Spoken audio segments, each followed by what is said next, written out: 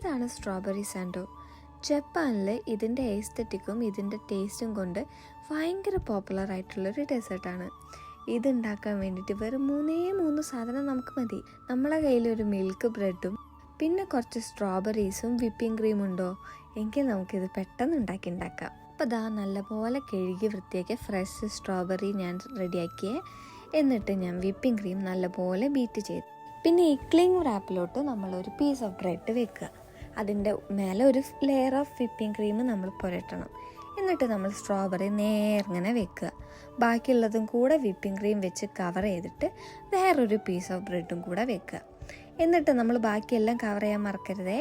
എന്നിട്ട് ഈ cling rap നല്ലപോലെ റാപ്പ് ചെയ്തിട്ട് ഫ്രിഡ്ജിൽ വെക്കുക. ഫ്രിഡ്ജിൽ വെച്ച് കുറച്ച് നേരം സെറ്റ് ആയതിനു ശേഷം പുറത്തെടുത്തിട്ട് സൈഡിലെ ക്രസ്റ്റുകളൊക്കെ കട്ട് ചെയ്ത് കളയാം.